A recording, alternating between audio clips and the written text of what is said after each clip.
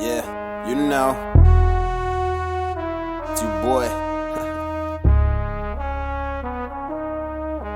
Yeah. Alright, listen. I started out on the pavement. Bet you thought I wouldn't make it. Wondering why you ain't did it? Cause you only working that day shift. Yeah, success is contagious. We winners on regular basis. A lot of y'all getting mad, huh? Like how we do it from the basement. I ain't been getting no sleep. Lately I'm playing for keeps. Lately I'm out on these streets. Been talking to God. And welcome back to another episode of the P.O.T.N Podcast, a podcast dedicated to all people, motivating all of you listeners to go that one step further in your lives. I'm your host, Takura, and today I'm joined by a long-time and good friend of mine. He is a fellow aviation and engineering enthusiast, currently working in data analysis. He's also a big-time traveler, so he loves traveling the world and he's seen the sights of the world. I'd like to introduce you all to my very special friend, Robin. Welcome to the show. Hey, Takura. Hey, thanks for having me. Yes, it's been a while, to be honest, but glad to join you on this experience, I'll call it. Yeah, I'll share my thoughts, and thanks for having me. You're welcome, man. And I'm pretty sure, like, after today, you'll be in a more confident space to obviously to go into podcasting or also even feature on other podcast episodes as well, because you've got that exposure. And I'm pretty sure me and you have talked about loads of things beforehand, so it'll be a walk in the park for you, I promise. Yeah, no worries. I mean, it's my first time. I've never done this sort of thing before. I do follow other podcasters, actually. I do listen to other folks sharing experiences. I like to gain things from them, and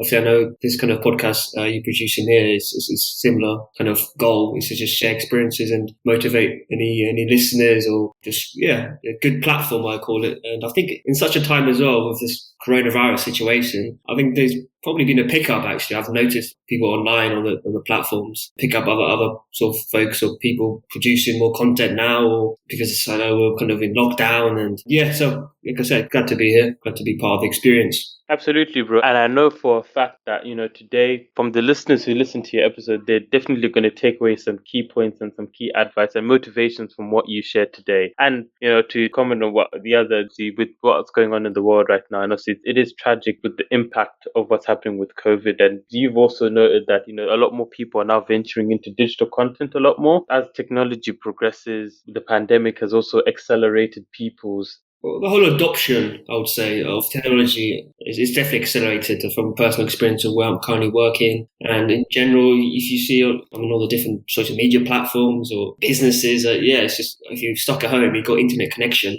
connected to the world or the whole internet. So that's your gateway in. So as you said, the adoption has definitely increased, I would say. Absolutely, man. And as we speak, man, by the time this episode comes out, there'll probably be an advancement in tech as well. So it's exciting to see how far or how quickly it's probably going to grow rapidly more and more as we progress. Yeah, for sure. I'm not sure when this episode will come out, but technology moves that quick. But that's the world we're living in at this day and age.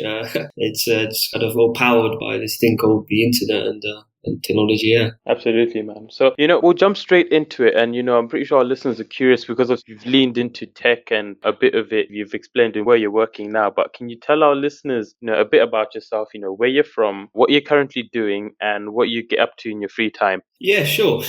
I won't follow a sequential timeline and tell you from A to V or A to Z, sorry. But I'd like to maybe go in to university, I don't know, your listeners, just to understand how me and Takura met. So we both, in 2014, we started at Hertfordshire, University of Hertfordshire. I think both of us enrolled in aerospace engineering degrees. So I think that's obviously where me and Takura met. When we met, I don't know, it's something about Zimbabweans. I don't know, I wanted to highlight this because before I saw you around in the LRC, obviously always putting those late night shifts in, engineers in degrees. So a lot of late nights in the LRC. And then I didn't formally meet you, then I just knew this guy in Zimbabwe. Just the way you were talking, and I think some of Zimbabweans are quite kind and open. So I just wanted to highlight that before, obviously. I just knew you were a fellow Zimbabwe. So university, that's where we met, and then maybe I'll go from there, and then I'll do a little playback. So I've done the engineering degree 4 years, Hertfordshire. I did in my third year, I was fortunate enough actually to have an internship. This was actually abroad in Spain. I was very lucky to kind of do like a 1-year internship working on flight simulator development, testing, and just certification of flight simulators, like quite technical, complex stuff, but that's what I'm kind of into. So then came back, obviously graduated 2018, graduated from Hertfordshire.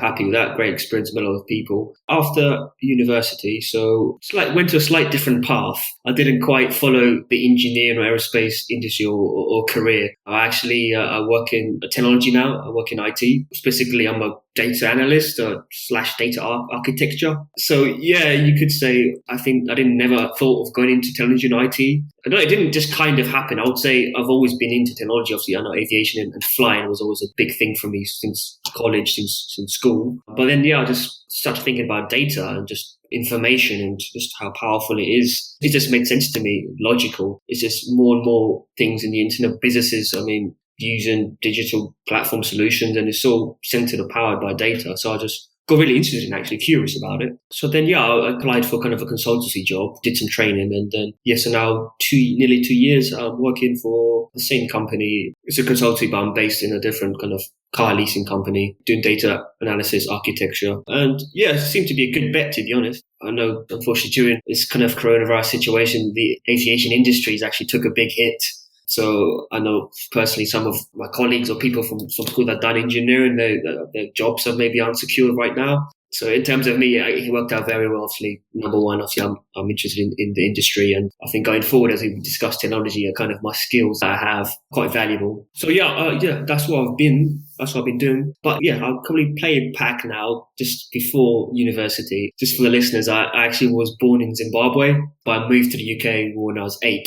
So that was nearly 17 years ago. So 25 now, a good 17 years in the UK. But born in Zimbabwe, came over here with my mum, my 2 other siblings, my aunt and my cousins as well. And then from then on, it's been a journey just going through the ranks, I suppose, just junior schools, secondary school, and then college, and then obviously getting to university. But yeah, so that's been the journey. That's essentially just a bit of me in a big nutshell. So I think that gives everyone maybe a good idea of where I'm coming and where I am. Still got a way to go. So I think, that's a good summary. So I think I'll move on. A point you mentioned, I think interests I like to do or things I do in my spare time. So actually, pre-COVID, back in March and before that, I was quite into salsa dancing. This is actually something when I was in Spain, actually. I've met a group of people that introduced me to going out salsa-ing. And then since I've came back from there to university, then to the UK, essentially London, I've just always found those places where I can meet people, go out salsa dancing. But yeah, unfortunately now, because of kind of the situation we're in,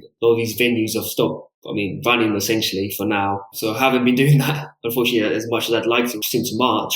But I think another thing I'd probably add on, actually, kind of a key thing for me or I'm really into is learning, I would say. It's obviously a big topic. But I think Taki mentioned in the beginning, my travel experiences actually. So I think this kind of was a driver for that. Just I'm always curious about learning new things, cultures places and just people. So I think my life even going forward is a key thing, just learning, because it's a journey that my approach is just a constant learning journey. So yeah, I did travel actually quite a lot during university. South America, North America, the key ones essentially. I was quite curious about the Latino culture. So I was very fortunate. I wanted to go to Brazil was a massive goal for mine, to go to Rio de Janeiro, right? See the Christ the Redeemer. I've all seen on TV, the beaches. And then, was it 2016? I was there for 3 weeks actually learning Portuguese. So, a key thing for me is learning. And anything I can obviously share from experiences is just when you learn new things, it just widens your perspective of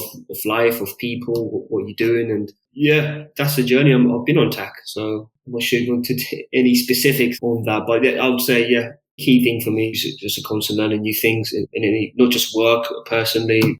Absolutely, bro. And you've given a well-developed and detailed intro and a background into everything. You know what I mean. So I'm pretty sure I've enjoyed listening to it, because obviously we met at uni, and it's amazing how in the circumstances in how we met. I think it was through another friend who I think it was Amir. I think it might have been Amir or Pamir. I'm not really sure. I don't really remember. So we met in those circumstances, and obviously we got to talking. And then after I learned that you're from Zim, but you stayed here for a large majority of your life. And I think we spoke more about how it is back home, and because I know you also a language connoisseur, you know how to speak a lot of languages as well. Obviously, I've hit a little bit of a spoiler for the listeners, but it's quite interesting to when we're talking and we're conversing. I think we conversed a bit in Sean until we got to a stage where that's a bit too deep. Let's go back to English, right? But it was interesting. And to add on to what you said about the root form going from aerospace and engineering to data and analysis. If you think about it, data is what's driving the world forward now.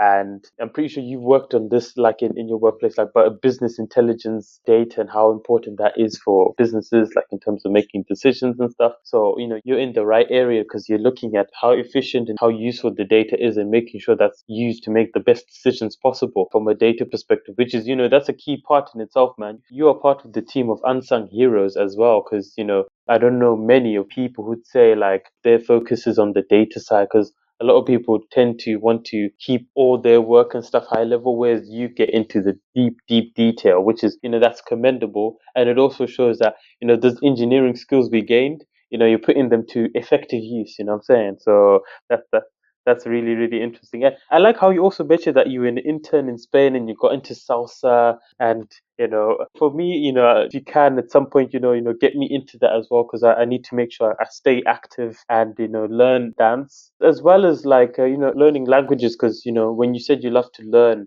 I'm pretty sure you'll be an excellent person who can teach others as well. And then there's a question in the podcast later on that will encapsulate what you said earlier. So I'm pretty sure you're going to knock out a lot of the questions today. Yeah, no worries, Tag. But just on the salsa bit, I mean, London for sure. When we start getting out of this slowly, things start opening up.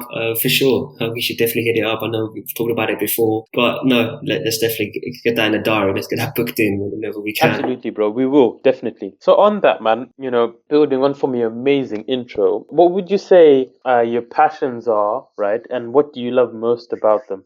Okay, good question. I think slightly, well, it does relate to kind of my earlier point on learning, but I'll expand on this a bit more. So yeah, essentially, I'm just passionate about just every day. I mean, people say try and learn new things, and for sure, if that works for you, it's great. It's a one small thing. I mean, for example, when I was learning languages, for example, I was learning Spanish, just trying to learn one new word a day, just build that up, and then you can get to a confident position. But that's just one example. But like I said, it's a big driver for me. I mean, personally, I want to feel like I'm moving forward, and I wasn't the same person I was in 2015. Kind of, software. When you go like a update, I've updated my system, right? So every year, I like to look back and have a maybe reflection come December. I used to do this. What have I done in the last year? Am I the same person? What have I learned? It all comes down to that question. What have I learned? What have I become? What am I becoming? Those are sort of questions, or things I kind of drive on. So yeah, it's a constant journey. So yeah, like I said, I want to look back and say, I'm a different person now. I've learned this skill. I've got this experience under the belt. And that's my approach going forward, to be honest with you. I mean, as the years go on, or as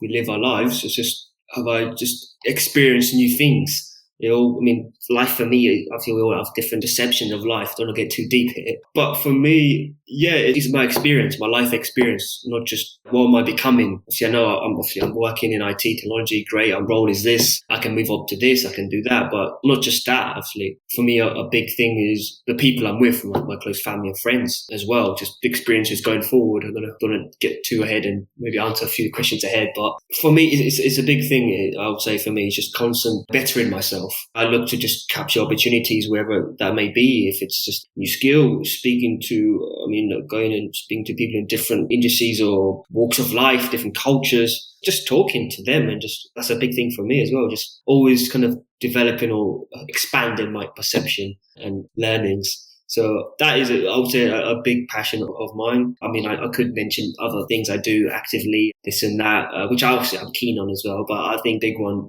personally is personal development, which is just purely learning and striving. I know sometimes I do go ahead in the future too much, planning and having goals and such. But I am learning now it's a balance, essentially. I mean, if I'm always living in the future, I'm never here, I'm never present.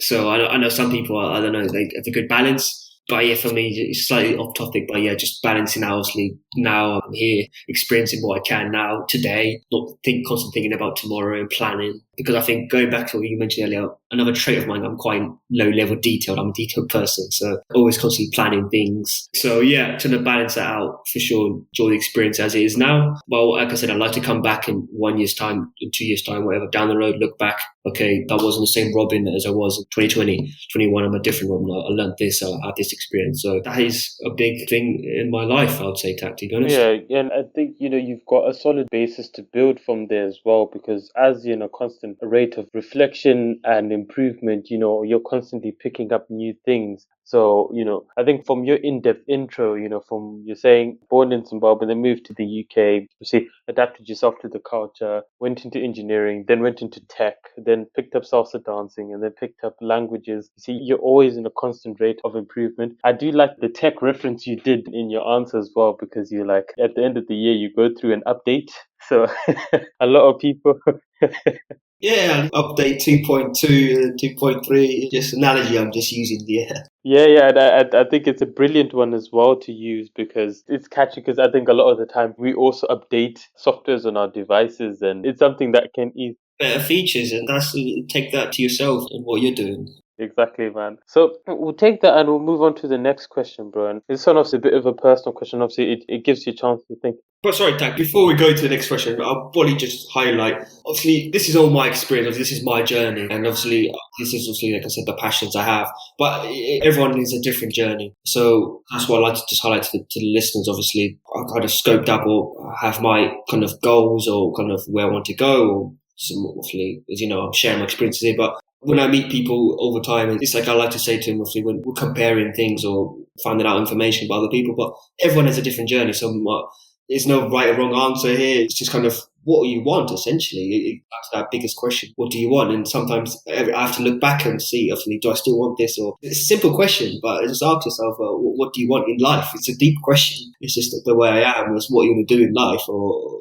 see in life. Like I said, it's all different journey. And then once you start it, then it's just capture as much experience as you can. Exactly, man. And as well, like I mentioned, obviously, at the start of this recording as well, that everyone's experience is obviously it's unique to themselves. So obviously, you're talking from your perspective, and obviously, listeners who'll be listening in, we have to look at their scenarios individually. But most importantly, just focus on what they're looking at. And obviously, your testimony and experiences are a guidance or a precursor for them to start looking at certain things they may not have been thinking about. Because what tends to happen is, people listen and they relate, and then they think, oh, I never thought of this, right? So there's that as well. Yeah, for sure. Yeah, go on. And just one more thing to highlight as well, I'd like to say is comparison. I mean, when you see other people doing well or not so well, it's just this thing of comparison. I think, or just, if I remember a quote, maybe not quite exactly word for word, but something like, it goes like, the biggest thief of joy is comparison. So it's like, if you're comparing your situation or your journey to other persons, and let's say, for example, they're very successful in whatever they do, then it's a thief of your enjoyment. I mean, because you're constantly comparing, okay, this person has got this or has done this or is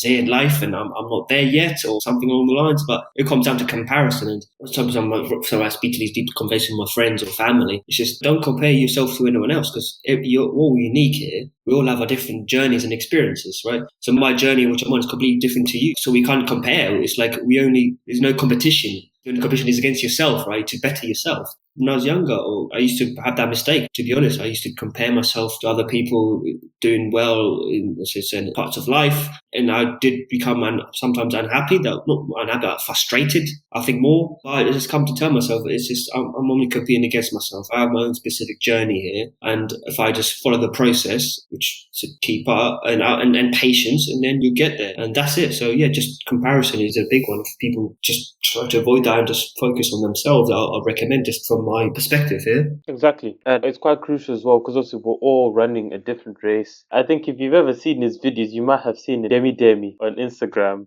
I'm not sure about that one. Was this I'll send you some of his clips, but like he talks about we're all running a race, but we're all running a different race, unique to ourselves. So I can't run the race you're running, because your race is obviously it's unique to you and your circumstances and your situation. And obviously you can't run my race because it's unique to me, my situation, my circumstance. So it's about how we can effectively support each other in each other's journeys. And obviously pitch in ideas, advice and support where possible as well, but not actually try and do the same thing that you're doing. Because for me, you are brilliant for actually going into data analysis and stuff. For me, I can do data analysis, but only to a certain extent, whereas you are going that one step further, right? And the other part is probably, your ability to pick up languages. I think for me, I've acknowledged that I'm going to be really, really slow at learning languages, and that's okay. As long as I have support systems in place, I speak to you, I speak to other people, who are very good at learning new languages, and I learn the best ways of picking up a language. And obviously not to speak to a fluent stage, but enough to have a conversation with the local. Let's say if we go to Brazil, being able to speak with the local Brazilian in Portuguese, going to Spain, being able to converse in Spain. They may laugh at my Spanish, but at least I'll be able to converse with them? Spanglish, more like. Yeah, Spanglish. Ah, wait, do they speak Spanish and English? Yeah, it's a combination of the two. I was mostly speaking Spanglish and Spanish, to be honest. But I was trying. You got to try. That's how you learn, right? Exactly. And I think at the same time, the person you're trying to talk to will acknowledge that you are actually trying and you're not shielding. What you're trying to do, you're trying to build the bridge between you and that person. That's the key point there, yeah. And you're not like, let's say if you're standing on two separate cliffs, right, and there's a gap in between, like a deep hole in between, you're essentially building the bridge, right, to get to that person and obviously network with them. And you're not standing on the other side of the hole and you're just trying to talk in English and hope that they understand or try and make them understand. Because, when you go into somebody else's home so you visit another country, obviously you're going there and you're adapting yourself to the cultures and beliefs of that country, right? So you have to adapt yourself and make sure that you are respecting what they've come up with and what they do as well. So that's another important thing. Yeah, that's it. And I think that's like the key word essentially that is being proactive about learning or trying. So that's the key word for me. Essentially, just take the initiative and give it a go, whether it may be, learn a language or a skill or something that you're not so good at the beginning. I don't know, but be pretty proactive. Yeah. Absolutely, bro. Yeah, being proactive in learning and making sure that you are there as well. So that's really, really important. So, we'll move on to the next question. I'm pretty sure you're going to love this question because I encourage you obviously to say as much as you want to as well. Who would you say has inspired you and made a positive impact on you? Okay, so one person comes to mind quite quickly with this question, to be honest. It's my mother, to be honest. Reason being, well, why? So essentially comes back when we moved from Zimbabwe to the UK. So we moved and it was just her, my mum raising essentially myself, my two older siblings. And I mean, my mum is Polish, and so I mean, first of all, when she moved to Zimbabwe, I think she did. Obviously, she was with my father at the time. I mean, she didn't even know English; she only spoke Polish when she first went. She learned English, and obviously had a great childhood growing up there. And then she obviously came to the UK and kind of grafted essentially for the betterment of all three of her kids. So, and constantly, she's always strives, as I think most parents and mothers would, what's the best for us. But just her journey, where she understood like our education was a priority, so she always kind of guide us or steer us in that direction and make sure that is one of our core values we have to get to obviously a good level of education and ultimately a career after. So her journey, coming from Poland, and obviously she just took the gamble of going to Zim, having a life there, and then obviously at the time Zim wasn't the best place. So she wanted the best, obviously, for us. Like I said, just education-wise, quite a few of our friends from Zim came to the UK, and then she took that gamble again by herself. She worked to buy the tickets herself for all of us. And yeah, just a constant drive, essentially. That's kind of been a big motivation. She's the biggest part of my life in terms of just obviously being that person, just to obviously inspire, and then for me to achieve my goals or for me to have my drive. I would say that, yeah, that's essentially it. Just a big inspirator for myself. And yeah, just on the education piece. So luckily all three of us, me, my brother, my sister, we all went to university. Both went to master's level. Me, just bachelor level. I was done. I didn't want to pursue a master's. So yeah, very successful. You could say she's done her job great. She's got us to that end point where now all of us obviously are in our careers. And we can obviously build upon on what she's laid the foundations for us. But I will just obviously mention my father as well, because coming from Zimbabwe, I think we both know this. I think maybe listeners might maybe as well kind of maybe appreciate from maybe African countries or maybe developing world countries, shall we call them. I think we value education as a big part of family life there. So my father obviously being Zimbabwean as well, the education was always with him as well, obviously in his work and his life. He grafted as well. He went to university come from Zimbabwe, definitely got value his education. So I think my drive came mostly from my dad and mother on that front. But yeah, just to kind of close it out, just my mother's journey, just seeing where she's come from, like I said, that communist Poland country where she wasn't able to do much in such a country. I met my father there. He went to study to Poland. That's where they met. And she went to Poland, obviously. I also went to Zimbabwe after that, and then came to the UK after that. And just the journey we've been on, just grinding and wanting the best for us and achieving that. And then now we are all sufficient, and hopefully she can take the foot of the gas now a bit, and we can reverse that and obviously support her, which obviously close. All of us are a really close bunch. So I'll probably end it on that point, Jack. All right, that's all right, bro. And you've given a well-detailed, obviously, shout out to your mum and dad.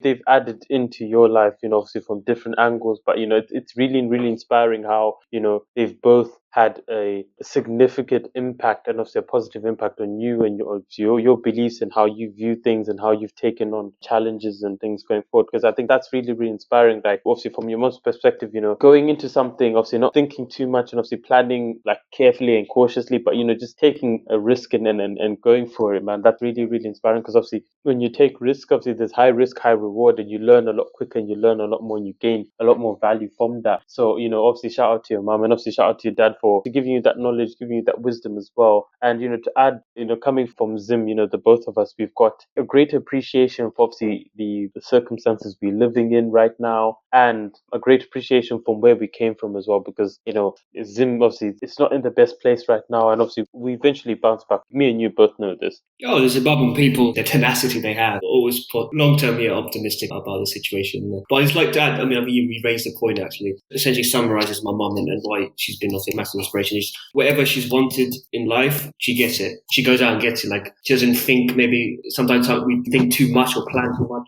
Once she has something in her mind that can take, obviously, for example, bringing us to the UK, she just knows she's got to do it. There's no other option. So that's what I've taken from her. And yeah, it's a great thing that you've highlighted there. Just once you just don't taking the risk of just wanting something and just not accepting no for an answer or bending the universe to bring that to you. So yeah, that's the thing with my mum. Anything, she just figured out a way of getting it. That is definitely, like you said, a shout out to both of them.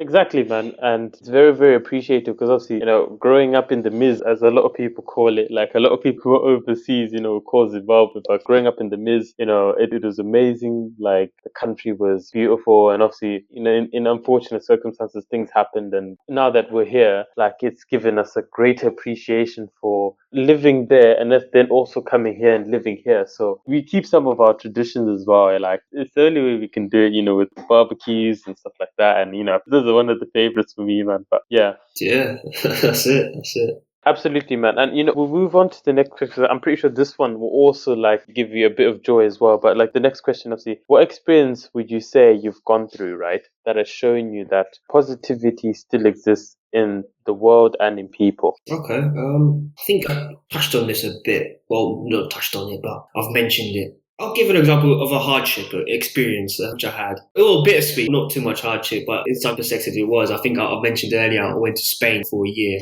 to work out there. So this was a big thing. I'm not knowing anyone in that country, in Madrid. Obviously, I had a few contacts at the kind of internship I managed to get. But it was a big unknown for me. So yeah, when I got there, I mean, you could say obviously, luckily it was obviously a company which you could speak in English and such, but obviously it was the majority of all Spanish people there. So I didn't want to always be the one, okay, this guy only speaks in English. So that's why I took it upon myself to just learn Spanish. I was taking night classes, I think twice a week it was, just to obviously get to a good level where I didn't want just them to speak to me in English. So I was actually the one speaking in Spanish with them. But at some point of that experience there, like I said, because going into the unknown and not knowing anyone, it was a bit of a hardship at the beginning, I would say, for sure, at the beginning. So I did struggle a bit, to be honest. Just kind of, like I said, not fitting in, but I mean, just getting myself into a good place where I could hopefully conversate in Spanish with my workmates. And then as well, outside of obviously work, just experiencing other things, traveling around Madrid and Spain as well. So it was a bit a struggle at first, but I think kind of I was lucky. I started to meet people actually for my Spanish classes at night.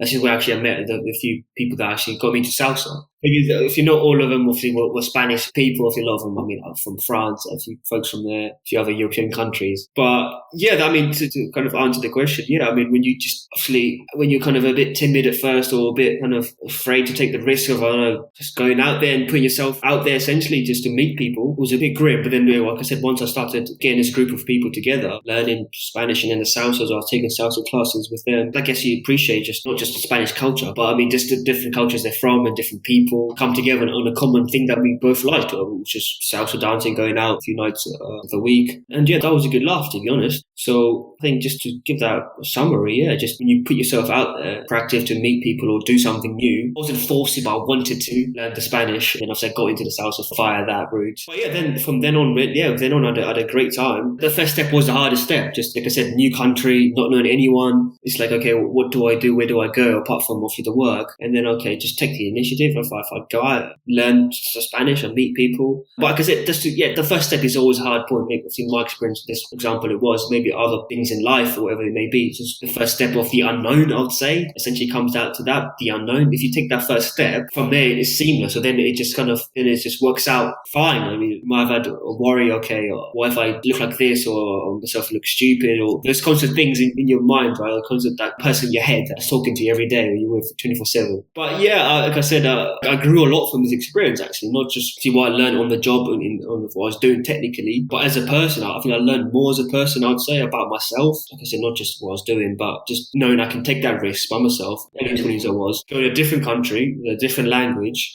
didn't know anyone, all that. And to be successful. I mean, I've done 9 months there. I managed to do tasks I had at hand. So that was successful in terms of for my studies, get that kind of closed out, I did. And then plus on top of that, the experience I had of obviously learning Spanish, meeting the people, traveling around Spain, and going to went to Portugal as well. I took the chance, really close by, I took the opportunity to go to Italy. I went to Rome as well. I was getting these cheap flights, you see, at the time from Madrid. Barcelona as well. I think I've seen my friends met me out there. But I think, yeah, personally, and I came back obviously a different person, as I said earlier, from the experiences I had there, and just knowing, okay, just take that first step, take that risk, and then the rest will work itself out.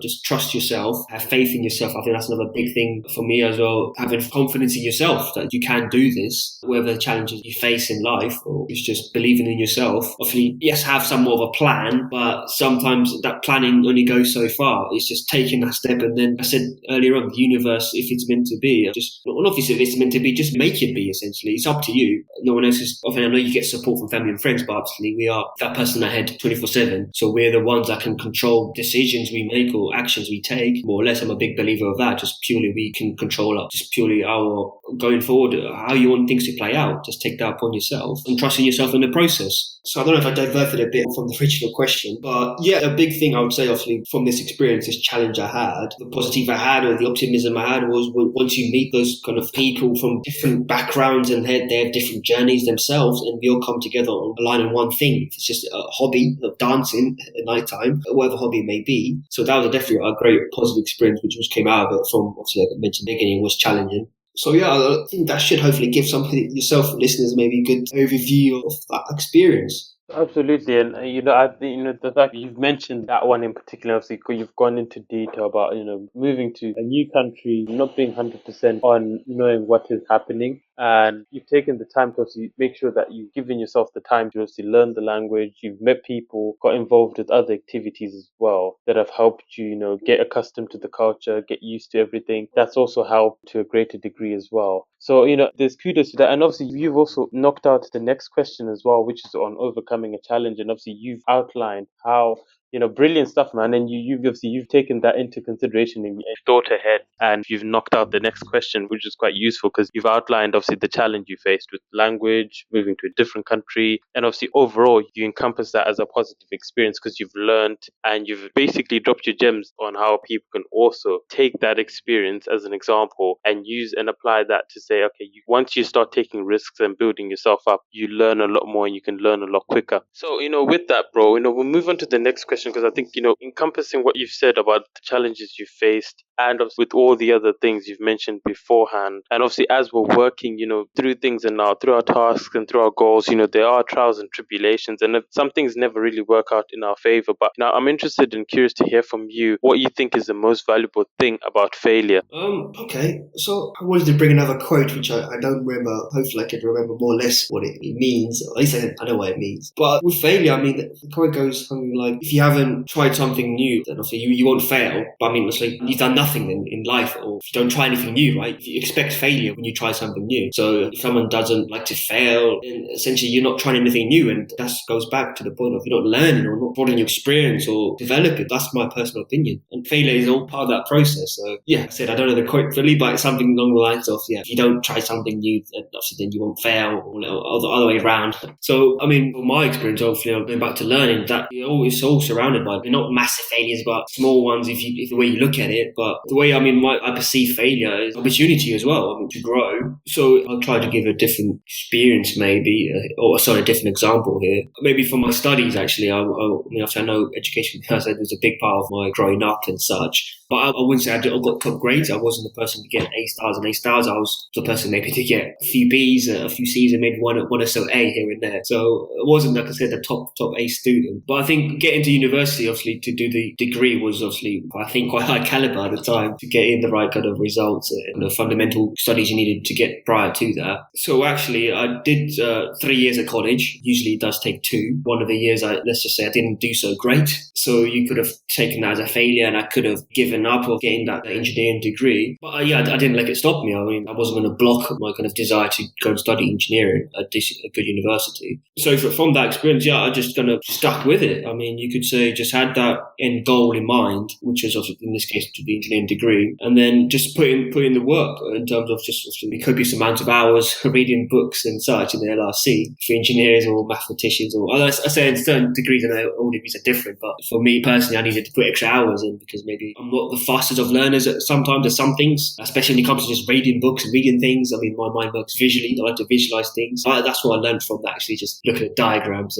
But back on the point of failure. So I like using the word failure even. I just like to say it's a temporary setback. It's a step back for now. And then what can I do? What action can I take to overcome that, to get over that hurdle? So that in that case, like I said, I put in the graft and then took me an extra year. But at the same time, worked out well where I got to university, not 18, but at 19. But that was my time. That's when it was meant to be for me. And obviously had an amazing time at uni, the experiences I had, and got the job done in terms of getting that BEng, Bachelor of Engineering, as you know. So that's just another point of failure. Just look at it different. Look at the opposite. Okay, there's opportunity temporarily here if I've not achieved this or this is happening. Have a little reflection. I think reflection is the biggest or key point here is reflect on, okay, why did you fail? Look, don't go too deep and get stuck in there, but have a reflection and say, okay, this didn't work out because of this, because of that. Just do the root cause analysis, the low levels here. It does take time, but not that much time, but if you're serious about it or want to get over any challenge, have a little reflection. And then from that, you develop, okay, next time I won't do this or I'll do this instead. And then to achieve that. So that's how I'll take on failure attack. It's just have a reflection after a temporary setback. Don't call it a failure, because a failure kind of incites that it's permanent, but it's not. If you perceive it, don't perceive it to be permanent. It's still temporary. And then have your little analysis session with yourself or maybe other people to support you, and then achieve whatever it may be. Like I said in my case, in this example, I got what I wanted at the end. I went to university and achieved, got my degree, and then obviously now went on from then on. That helped me to get kind of where I am now, working in technology and IT. It got me there, and it's all part of the journey of the process. And I just had that end goal in mind and took any failures temporarily and done analysis and then moved on and worked it out. Absolutely, bro. And I loved your answer and how you've actually taken the word failure and you said it's not, I think as well, it's how people perceive like the word, failure. And it's temporary, it's not a permanent thing. It's also a temporary setback. It's an opportunity for us to reflect and look at what's happened at least. And it's feedback as well on what we've attempted to do, whether it's worked out or not. And we could always find new and better ways to obviously overcome those setbacks that we face. And obviously immediately after it's happened, we're now in a state of, okay, we need an action plan to make sure that never happens or reduce the likeliness of that happening ever again, right? And I like how you touched on the example about university and how our modules, sometimes you never get the marks we want to get. It's a wholesome thing to say, because I think a lot of, students, who go to university, they'll go through something and then let's say they don't get the grades they want, they'll feel bad, they'll feel dejected about like, it's not the grade I wanted. But, it's an opportunity for you to have a look at the mark you got. If you can get any feedback from, your markers or anything, or in any other aspect of life, if you tried something and it didn't work out, it gives you an opportunity to say, okay, why didn't it work? And you have to start asking yourself those questions. And when you start asking yourself those questions, you're more likely to get the answers you're looking for, because you're asking the right questions. And if it's a case of maybe knowledge wise, if you give yourself time to go and research, you look up things, you understand, you give yourself time to become better and become more knowledgeable as well, and also reach out to people who may have gone through the same thing, and most likely or like be able to provide you with any insightful advice or any things that you may have overlooked in the beginning. So that's a very, very good example, bro. Thank you for sharing that. Yeah, no worries. I think that's a good point you mentioned there, which I definitely recommend as well to anyone, is to seek advice of people who've done it before, whether it may be. I know, for example, if you want to start a business or a podcast or do something new, look at your network, your friends, family, and just ask. It's simple as that. If they've done it, if they've achieved it before, I'm sure people are more willing to share their experiences. People enjoy doing that sort of thing. So just ask, okay, how did you do it? And then they'll just lay down bullet points and more or less, and maybe just, this is how you do it. So I definitely recommend that. Just always seeking people that have experienced something before, prior to you, and just ask the question. Simple as that.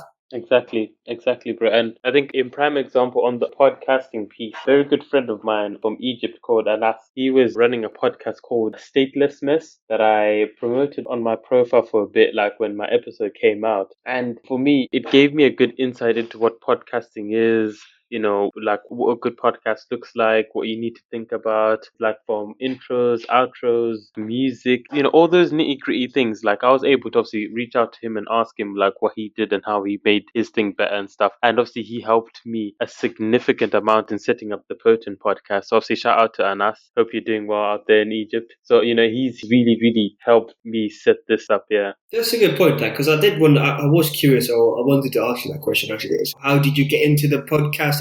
I know the P.O.T.N, I know from university, I know that was always there. I didn't quite know at the time what it was, but obviously it's working out now and it makes sense now. But so that is the question then. Was it your friend here, Anas, was he the one to inspire you to get into podcast? What were your reasons? Yeah, it was a combination of things. So it was obviously like, I think I used to have always a constant conversation with a friend on the phone, and we talk for hours upon end on WhatsApp calls, like when you can call somebody for hours upon end without it disconnecting you. So I was speaking with a friend, and I was like, we speak for 2-3 hours on very valid topics, but I ended up saying, okay, what if we take the time to actually use our time productively and use all this time we're using to talk to each other to set up a podcast. So that's when it came about. So I was like, okay, I want to set a podcast up. And in the beginning, it wasn't, obviously, because originally I was looking to start it with a co-host, but the person I was speaking to at the time, they weren't too keen on starting a podcast immediately, whereas I was. So obviously that's when I reached out to Anas, and also I knew he started the podcast Statelessness. So if listeners want to go and check it out, be sure it's on Spotify, it's on Apple Podcasts, everywhere. So when yeah, have to give that a go. Yeah. You can probably listen to my episode again if you haven't already. So when I spoke with him, obviously he was telling me that, when you're starting a podcast, you have to think of format, questions, intros, outros, cover art, the theme of your podcast. General purpose, I think that's a probably key one as well, which I know the P.O.T.N here. So I think that's a great value add here. What we're sharing here is all to do with that, which is the purpose of it. Yeah, exactly. The values, exactly the overarching reason why it's there. So yeah, like the questions themselves, like they are tailored to the values of P.O.T.N, obviously, which stands for positivity, optimism, tenacity, and nobleness. For any listeners who are not sure, and that's where I've built it from, bro. And it started. That's great stuff. Yeah, exactly. And it's been a slow start, but we're building momentum now. And you helping out on the podcast as well is actually adding more momentum and adding more emphasis to it. So I'm hoping at some point we break into what I'm hoping obviously for the podcast is getting to a place of consistency and just having obviously consistency and frequency of uploads. That's it for me. I'm not really concerned with ranking and stuff like that. But if the ranking comes in, that's also the bonus. It's not an incentive per se, but it's just a bonus added on. But it's about getting the podcast to a place of consistency and frequent uploads. That's where I want to take it. Yeah, that's it. Great stuff, Tad. So, we'll move on to the next question, and I'm pretty sure our listeners are also like going backwards to the questions now. But, what would you say, Rob? What excites you about the future going forward? Going forward, okay, I could make the stand, or I could have completely different views or ideas on this sort of question. It could be quite vast. Yeah. It's your opportunity again to also to say what you feel. Okay. I'll give maybe two viewpoints or two different angles here. First, maybe I would say technology, especially in such a time now in 2020. Obviously, this COVID-19 situation, we mentioned earlier, sped up, increased the old digitalization, the whole adoption of technology or technology solutions. So, that's another big thing why I got into kind of technology in the first place, was trying to look ahead, just following some of our well-known people, Elon Musk, and we most should have heard of him, or just these big tech companies, or maybe specific people, which are driving this new concepts or this new world where we'll live in 5, 10, 15, 20, which we're doing things completely different. Obviously, I'm sure the internet technology is all around that, but that's something I'd say I'm very much looking forward to, and I'm to be part of as well. All of us will be part of it, obviously. So yeah, that's something I do look forward to. I think that's the angle I wanted just to first highlight, that the whole kind of development we have, I don't know, in this country, in the world, as human beings, is just constant development. And now the key theme or the key driver is the biggest companies in the world are technology companies, as we know. Amazon, Apple, or Facebook, Google, all these platforms, it's all technology based. And I'm afraid to say it, I mean, all of them are based on data. I mean, all the value they have is from all our data. That's why they're the biggest companies in the world. I think that just add that in, that's another big reason. Not the grim parts of it, but just the reality of it is it's all data driven. I think the quote, I mean, data is a new oil. But I think those are positive which will come out of technology. And obviously data is answering the questions which we never even knew we could ask. Even if we did know the question, we didn't know how to answer them. So data and technology is helping us to answer those questions and to solve problems, or help us, obviously. I don't want to say species here, but I like to say that. Yeah, in general, I mean, obviously, I'm excited about that, just the development in technology in the future, and how we can obviously better serve everyone and keep us all connected. I think that's a key thing. It's so much easier now being connected. I mean, right now we're talking over the internet. I've got my headphones plugged into my laptop, and you can, in your end, an output, you can hear my voice, I can hear your audio. It's all that connectivity. So just to close out, I would say, just excited what the world technology-wise would look like, or how we're connecting, or people are doing businesses, or how we're experiencing life will be completely different via technology. And then the other angle I wanted to maybe highlight here is, okay, what do I look forward to? I think my life experience, I would say as well. Obviously, I referred to earlier, we're on a journey, obviously, all separate journeys. So what I look forward to is capturing more experiences to my life journey, my life experience, essentially. So just to give examples, I mean, that's just obviously memories, I don't know, experiences with family, close friends. If it's traveling or doing what I like to do, if it's salsa dancing, or I like riding a bike, I got a mountain bike down here. I'm in Portsmouth at the minute, working from home. So I've got a nice mountain bike. I go in the woods. I like to be outdoors. So those are just things I like to capture more of, or just, it's all my life experience. So going forward, that's why I'd just like to build upon my experiences to add them to my journey. And hopefully those experiences are all just the close ones, and what personally I like to do, whatever it may be. That's why I look forward to life, and just going ahead and just building upon that. And obviously that all comes back to my learning as a person, developing. Well, just in summary, it's just experiences. I mean, that's what my perception of life is. It's just a bunch of experiences. So the idea is to enrich those experiences, and to increase the frequency of those good experiences. I can't sit here on the other side of this kind of line or audio and say it's all good experiences. Unfortunately, life is not like that. I will be positive and optimistic here, but obviously whole experience is bitter sour, bitter sweet. Take the good and the bad of the bad. So at that point, I just like to increase or focus on the good experiences, as I mentioned earlier, and just capturing and just increasing the frequency and the intensity of those experiences, of those good life experiences. So that's why I look forward to, those two elements. One, pretty much technology. I wouldn't say I'm not much of a nerd, but I'm quite techie now. But a lot of people have to be techie because it's the world we're going to. So yeah, those two things stack up, I'd say, are my drivers, or what I do look forward to in the years to come. Absolutely, Brian. And I think on the first one, the technology piece, yes, it's technology is progressing at a rapid rate, and it's amazing how quick it is advancing and how beneficial it's actually allowing us to do so much. Like me and you, I know you're in London right now, and I'm all the way up Portsmouth.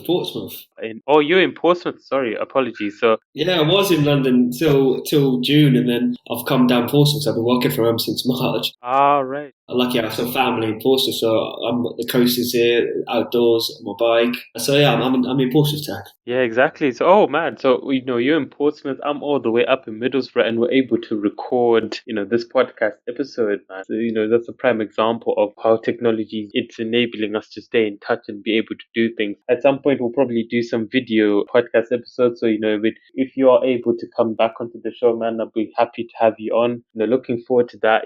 Being able to actually see each other. Yeah, for sure. Maybe some of your listeners might be interested in just putting some names or some experiences to a face. So yeah, for sure. Let's look into that when time comes. Yeah, exactly, bro, exactly. And on the other piece, I can agree with you. It's about life is about building new experiences and build more memories, and going through life and obviously ticking things off and saying I can be proud and say I accomplished this and I managed to do that, and obviously that gives a whole feeling of fulfillment to it as well. So 100%, man. And I always like encourage that kind of, I always support that kind of belief because, it's important for us to obviously like, go through life, but obviously not become monotonous and not fall into routines where we end up saying to ourselves, oh, well, boring, or there's nothing we can do with ourselves. When there's plenty we can, we can be extremely active in whatever we do. So we have to make sure we stay on it. So, with the next thing, bro, and I'm pretty sure our listeners are curious because this is on the work piece as well, and how you've put in, like, how you've grinded out and been able to get things done and all that. But can you tell our listeners what helps you stay focused and productive when you're completing tasks? Okay, sure. So it's an important one, I think, productivity or getting things done, essentially. And my example of my current workplace, I'm sure a lot of workplaces, corporate-wise, are the same. It was a big list of things to do, and you can't always do them. And that seems to be a priority or an order which the business, actually, this is number one, things done.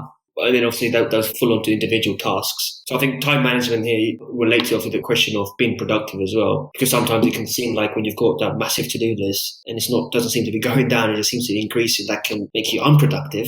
In some cases, that's happened to me. That's happened to me sometimes. But I think of breaking it down, obviously, once you have obviously a priority of things and a sequence to go in, and then it's just cracking all those tasks, and easier said than done. But I like to just break things down into small pieces. My mind just have the exam question. Look at an exam question. When you're breaking things down, what's the question? And then just write it out, type it out. I don't mean literally, but just essentially it just relates to just breaking that task down into smaller pieces and delivering them if it's every day, or doing something to contribute to it, or break it down where you can deliver it per week or per 2 weeks or whatever it may be. It's just having that task, or even if it's a goal, just breaking things down. I think that helps for me to kind of get things done. Obviously, sometimes if it's in a workplace or outside the workplace, if you get a big thing done or a big goal, it's not going to happen, overnight or maybe at all if you don't break it down. Well, for me, like I said, that's what works easier. And then having that, once you've broken it down, something I do maybe on the daily, before I maybe start work or a task, and don't I just talk about work here, but just maybe write it down. I'll mention the work, just write my things to do today, for example, a list. Sounds simple, the way my mind works in the morning. Once I start crossing out things I've done, it just helps me feel, okay, I can get going here.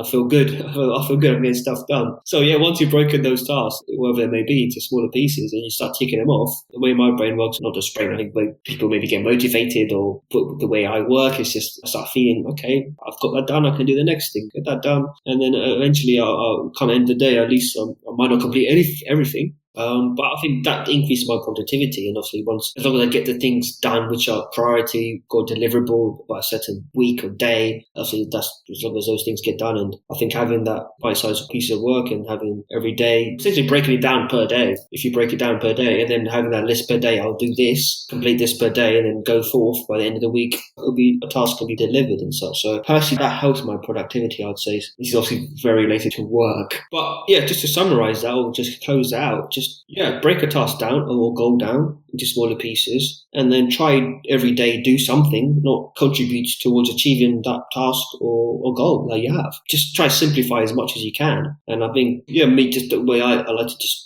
break things down and simplify things, just not to overcomplicate it. And like I said earlier, if you just have a big thing in front of you, a big task in front of you, it can be daunting and you can procrastinate sometimes. This is all talking from experience. It's happened to me before. And then just obviously learn, or I've got advice from, I think, my brother as well. He's helped me quite a lot of personal development, actually. Got me into kind of reading a lot of personal development books. And actually, I need to give him a shout out, to be fair, because he got me into even traveling, or even the kind of desire for me to go to Latin America and travel those countries that I went to was all kind of from him. He's 2 years older than me, so he was the one to do it first. And he was kind of set the example, or just kind of took the first step. And then from then on, he kind of got me into these kind of reading books about personal development and learning and the languages and the travel. So shout out to him. But just to close out your question there, Tag, I would say break things down into smaller pieces and just an exam question, and then just start working on it every day. If you can do something every day, if it's a small thing or a big thing, whatever it is, just something every day is possible that just works towards that. And I think that will help you get things done and be productive, Tag. Absolutely, bro. And I like how you captured, having a task, right, and then obviously breaking it down is a lot easier than obviously trying to do a massive task altogether. So, it's an opportunity for you to obviously to complete things in smaller chunks or smaller bits and pieces, but at least you've got a list, you've got a to-do list, and you've broken the tasks down to make it simpler for you. And obviously that gives you a sense of accomplishment and encouragement that you've managed to complete the task. And, it builds up your confidence and momentum to be able to do those things. And that's very, very important as well. So with that, right, we'll move on to the next question. And obviously, like this one, it's more or less around how you've dealt with stressful situations as well. So what would you say to our listeners, what you've done in any particular stressful situation that you've used to de-stress yourself and obviously get yourself back to a point where you were able to complete a task? Okay, yeah. So I can take a few different angles on this question of stressful situations or moments. So maybe I'll give two different examples here. I suppose it depends, like I said, on the situation. If it's a workplace thing where you're stressed if you're not getting things done, or just things in the workplace. It's all human interaction, so people are going to be stressed. It's a common theme. So I think maybe an example I give of what I like to do, or maybe how I manage. I think when I get a bit, you say stressed, I think being active helps for me. I think I like to jog a lot, actually. When I was in London, most nights after work and such, I'll go for a good jog at night. I think being active, that definitely helps. Just exercise, it helps. And then just, it refreshes and you come back after an active session. And then if it's a work thing, my mind is switched on straight away, essentially. So yeah, I think being active definitely helps. And I think for me, I'm down here in Portsmouth now. I think I've got into riding more, so I don't jog as much down here. But I'll say I'm always active in terms of just being outdoors and taking that time. So I think, yeah, I'll say that definitely helps, I would say. But maybe a different angle maybe to this question, which kind of relates to the previous question, is if you find out what's causing you to be stressful, do the analysis on the root cause analysis, and then find out, reflect, okay, why am I feeling stressed? Is it because of, I don't know, situation at work or in life? Because like I said, we're human, so we are going to feel stressed, and then just find out what can you do about it. Like I said, exercise is one example to help, but I don't know, it's quite nitty-gritty, but it depends on the situation. If it's stress in a relationship, just speak to people, speak to the other person if they're causing you stress. Well, I can give examples here of people that cause me stress. Just joking. But yeah, so I think just reasons why, and then find out, okay, can I do something about it? Most of the time we can. Most of the time, all is kind of self-caused or self-inflicted, I would say, because like I said, everyone is different. This is my personal thoughts here. But the way I perceive things, if it's a hardship, if it's a stress, I just ask myself, okay, why? As long as you know why, I think, which majority of the time we do, there's always kind of a reason. I think my approach is just, okay, this is the why, and then just how to fix it. Problem and solution. Easier said than done. And like I said, this is my personal, what I do. It might not work for everyone. It might be different for everyone. But like I said, yeah, those 2 points, exercise helps. And then just do a problem, any problems you have, stressful, why,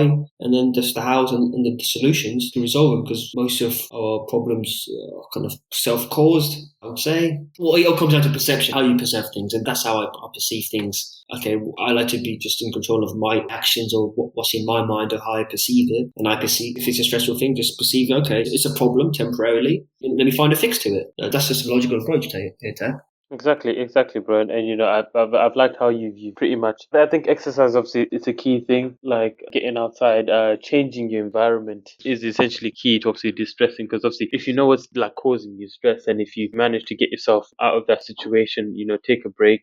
Probably reach out to somebody and talk to them, or go see somebody, or go out for a jog or a cycle. You're giving yourself a mental break, and subconsciously, right, your mind is working to obviously come up with a solution to what's causing you stress in the first place. So you can ultimately feel less stress. So yeah, I understand that, man. And I agree with you 100% as well, because it's important for us to give ourselves mental breaks. And one of the best ways to do that is to go outside and take in the rays when there's sunshine, and if you can cycle. But I think for me as well, on the cycling piece, I haven't been cycling for a while now. When we recorded this episode, I hadn't been cycling because I was focusing pretty much on getting job applications done. But it's that piece as well. Like if you take the time to obviously do the cycling, you feel a lot better in the morning as well, because you wake up, you go for a cycle, you come back, you have a shower, you're awake. And if you choose to go back to bed, obviously that's up to you. But for me, I think it's quite useful to make the most of that time doing things that help add to productivity as well. Yeah, well, but I must add that I'm not a morning person. I'm a night person. So you won't see me doing an early morning jog or cycle or even a workout. You see me mostly get more active during the day and during the night, to be honest.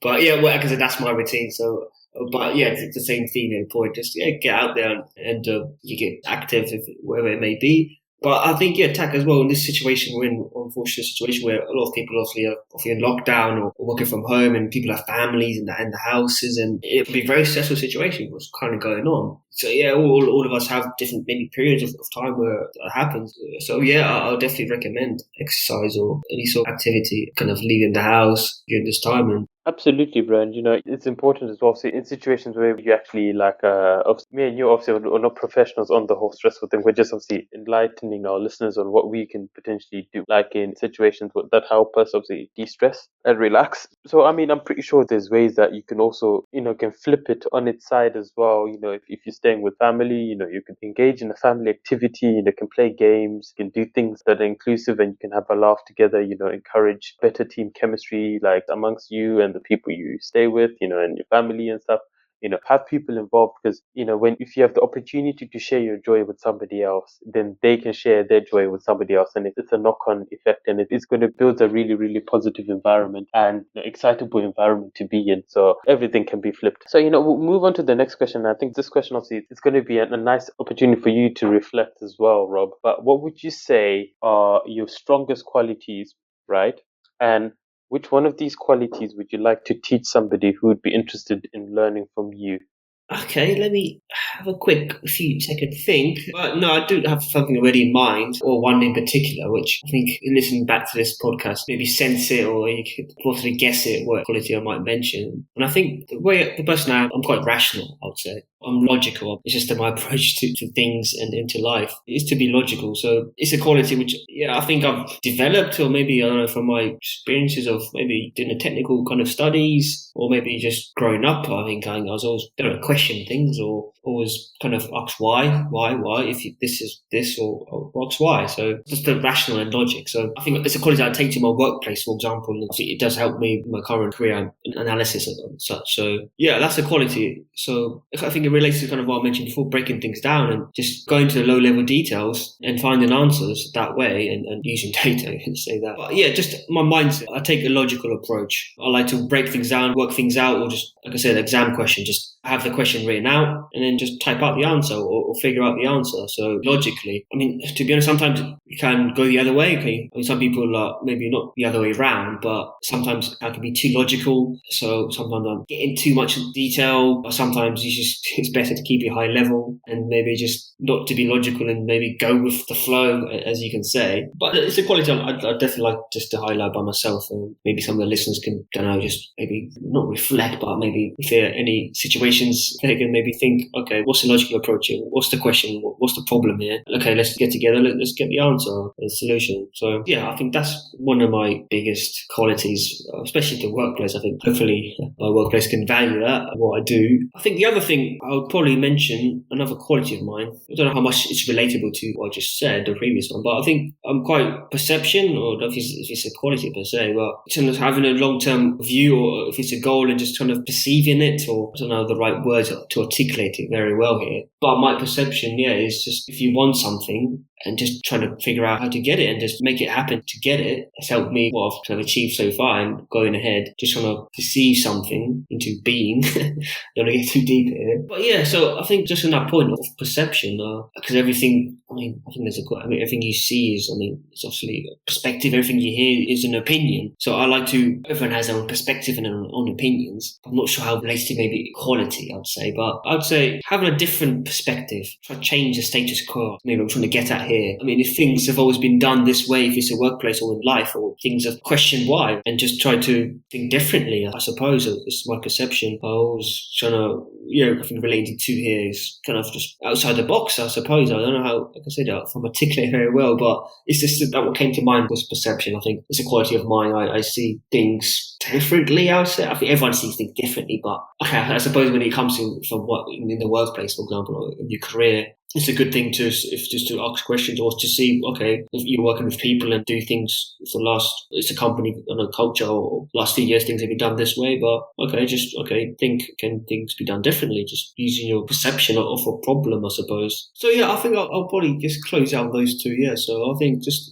a rational approach. So I don't know any of the listeners, just any things they face, just be rational about it, logical, okay, find a solution. This worked for me, and just maybe some folks can just think differently next time. Or, I mean, they might already, I'm sure some of your listeners already do, or can relate to me maybe on this one. But yes, something I'd highlight, I don't know if something can be learnt as well.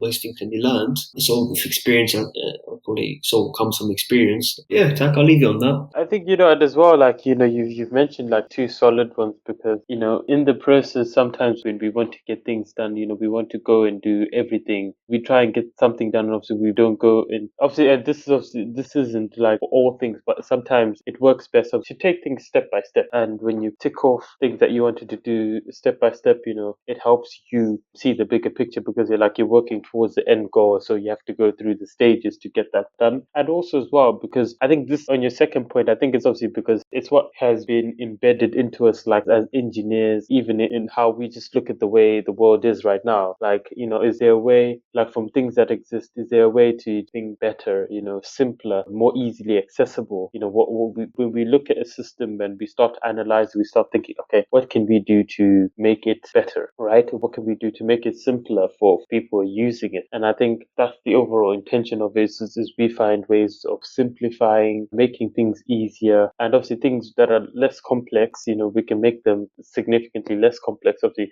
but we brainstorm how to do that, and obviously go through that stage by stage to say, okay, this is the issue, this is what I want to introduce, and then how it's going to benefit, how it should benefit, and how people should use it to get the most out of it. And when you think along those lines, then that helps us come up with an effective alternative, and solution. So I love those two, and obviously I think us as engineering broskies, it's one of those that we can take apart. And I'm pretty sure if the listeners like look at it from a third person perspective, then if they're working on something and take things step by step, and they can see they know what they're looking at and what they want to do with an end in mind, they can then also shape and say, okay, I've developed this. Is there a way of me potentially making it easier? If there's any reason to, you can explore that. But if you don't feel like there is a need to fix something, then it's something that you could always just keep in mind, but obviously not actively take action into. If it's working well and you don't see any need to change it.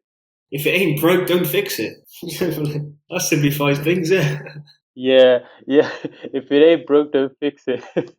Yeah, man. So I think the next question, man, obviously will also like give you a bit of insight into what you're looking to do as well going forward. But what would you say? Is there any skill you're looking to learn or pick up, going forward?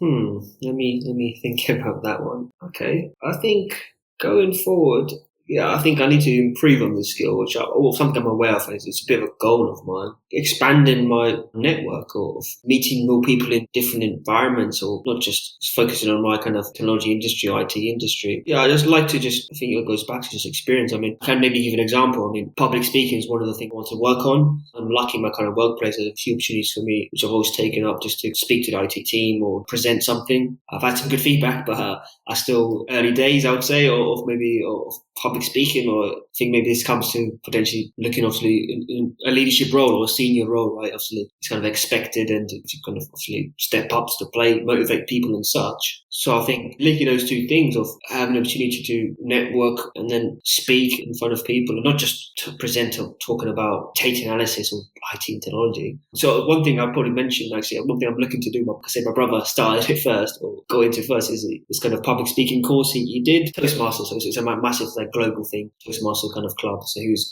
attending one. I didn't quite start myself, but it's been on my radar for a while. So I think going forward, it's a random one you might think to mention. But I want to improve, I would say, my public speaking, and any opportunity that I ever have, if I'm out with friends in a restaurant, whatever, just kind of get better at that. And the whole network thing, that's just when you meet people that the way I look at it, every person knows something that you don't know. Simple as that. Just increasing speaking to your network of people, not just for school or college or your work, or just in general, and just learning something from them is a good thing. Like I said, because people doing things I don't know. So I'm keen on just getting involved in those kind of networks. And I keep saying the name, I'm more thinking about kind of IT and kind of what I'm doing and kind of the different networks, or not what events. I said a lot of events go on in technology, which it's a great, I've attended a few with my kind of workplace I'm at. So that I love those sort of things where you meet people for a similar industry in this case. I've learned new things or developments going on technology wise in different companies or industries and such. So yeah, I think going forward, if those are two key things I want to get better at, continue essentially. I'm aware of them. I've been doing it, but I like to just put more time into it. I'd say invest more time into it because I think a lot can be gained from both things. Looking ahead where I want to go career wise or what I want to achieve. I think those are two key things for myself. So yeah, I don't know if that's of interest to your listeners, but yeah, networking and public speaking, a chance to speak to people on any subject, anywhere, any place. So yeah. Absolutely, man. Yeah. And I like how, you've mentioned, public speaking, because at some point, hopefully, touch wood, you'll be doing TED Talks and delivering talks to groups of people, to crowds. I think, on the Toastmasters piece, that's a very, very good organization, obviously, to improve your public speaking and to help you deliver speeches and all that stuff. I think I was fortunate to be part of the Toastmasters group at my high school, back in the day. Okay, I'd like to go for it. Yeah, I remember you were part of that. For sure, I think I definitely reach out or take this conversation offline on the Toastmasters element. Yeah. So it's quite interesting. You really learn the values of public speaking, and they teach you the basics, how to become better at things. So I really learned a lot from there. And I think naturally it's just been being able to speak in front of large groups. I think what was it as well? Enactus contributed. Yeah. So I would say you give yourself the time and the practice you need to become a professional public speaker. Obviously, it's going to take time, but I'm pretty sure you have all the capable skills to become a great public speaker as well. And on the networking side, bro, I mean, I think you're pretty good at networking. From my viewpoint, but it's understandable if you're saying that you want to get better at that. And obviously, I'm here to help you out at any point if you ever need any help on both things. So that's the first step, acknowledging. Absolutely, man. Absolutely. The fact that you've acknowledged those and you want to develop them, it's a very, very good thing. Yeah. So first step, yeah. And by the time you learn it, there'll be somebody else who wants to learn from you as well. So that's quite crucial. So, we'll move on to the final question. And then obviously in closing, what inspiring words would you like to tell our listeners who are looking to improve themselves? Yeah, I think I can try and relate to, the last few questions, or I think every question I've taken the time to mention one key word for me, or one thing, or one theme, essentially. I suppose it's just the journey we're on. I'm not sure how inspirational this will be, but everyone will have their own unique journeys here. So don't compare yourself. Just focus on your own lane. Get support whenever you need and such, but just the whole thing of your journey, what was it you want to do? Have your goals kind of scoped out. You don't have to maybe go to low levels of every day, every week, every month what I want to do. It's just if you have high level, a big goal in your life, it's always on the radar, it's always on the steer. It's just something that can steer you towards where you want to be. But I mean, this is something, me personally, obviously I have wants I want to achieve. Some people may not. Whatever they're doing in life, it's completely fine. It's a whole thing of just understand, okay, everyone is different. We'll have different wants and needs, essentially. And to maximize your pleasures or whatever your good experiences in life, just double down or maximize them. Always make the time for them. I'm sure people do. So yeah, just that key thing essentially of the journey. And I mean, the journey can change, which is good. You've got to be agile here. But as long as you trust the process essentially of getting to a high level want or need, I'll close it off. And then just maybe one more thing to add here, but I think so we talked about failure.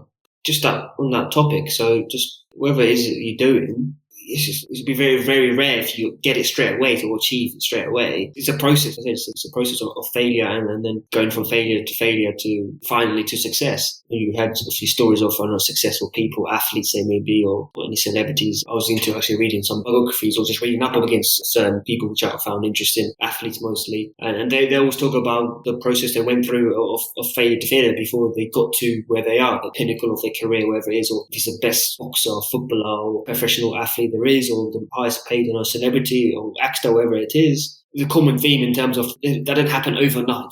It never does. It's all a process, and that process involves failure, setbacks. It's called them temporary setbacks, as failures sometimes perceive that differently or interpret that differently. So I just acknowledge that, and the faster, the quicker you can get setbacks and feedback if you're doing whatever you're doing, and you get feedback which wasn't good, would go your way. Okay, that's feedback for learning. I'll take it on, I'll process it. Next time I'll do it differently, and then if it doesn't work, then it's a constant feedback. It's called a refinement, or I don't talk to IT here, but it's an agile process, right, of getting better in iterations. So that process is just, like I said, if you trust that process, you take the feedback and don't take too long on it. I mean, we do need time to process it, refine it, and then get better and develop. And I'm sure you get where you need to get it. And obviously that whole what defines your success might be something small or little. It's different for everyone. Like I said, they all have different goals, wants, needs, whatever it is. But as long as you can define and achieve that, then that's fine. And if you trust the process, if it's motivating people to, if it's your career, if you're pursuing a career, or whatever a career is, or whatever you want to do, essentially, is whatever it is, just achieve in life. Or I don't want to get too deep, but